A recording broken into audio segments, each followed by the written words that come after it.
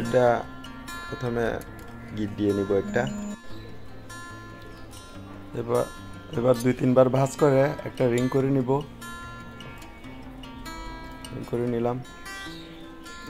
এরপরে কাটারটা ওখানে ভালো মতো অ্যাড করে নিলাম। এরপরে ঘুরিয়ে ঘুরিয়ে বোতলের মাথাটি কেটে নেব। কাটা শেষ। এখন এটাকে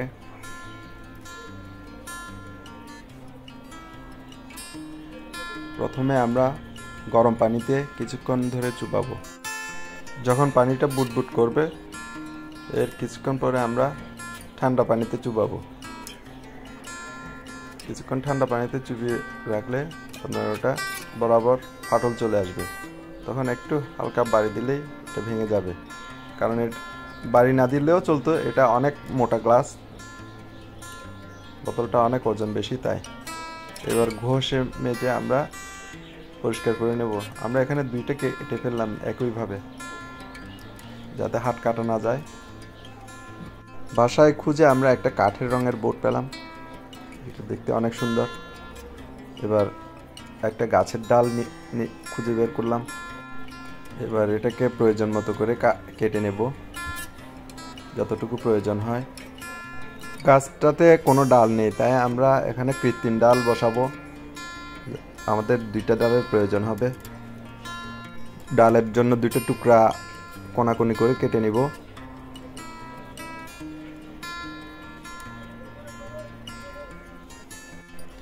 আগে পিছে বিপরীত দিক বরাবর 2টা ডাল লাগিয়ে নিব আমরা।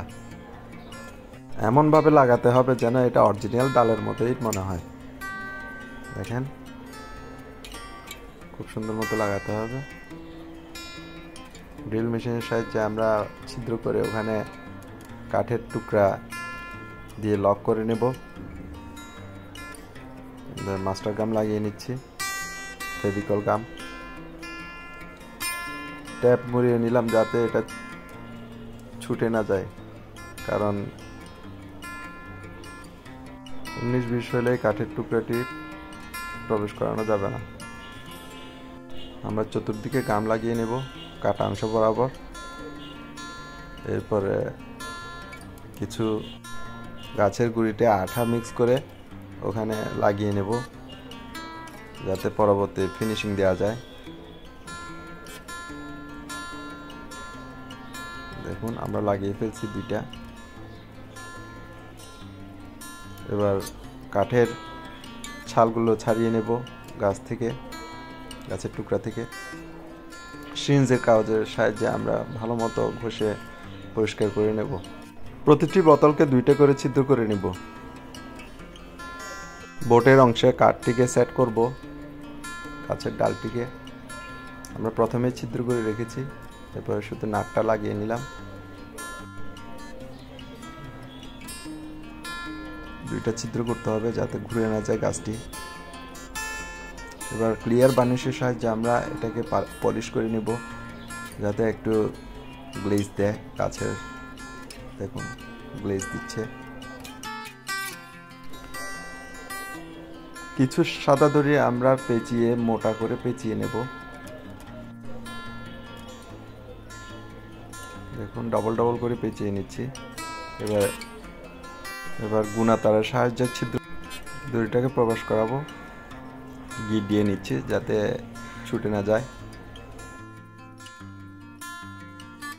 এবার বোতল 2টিকে 2 পাশে ঝুলিয়ে নেব।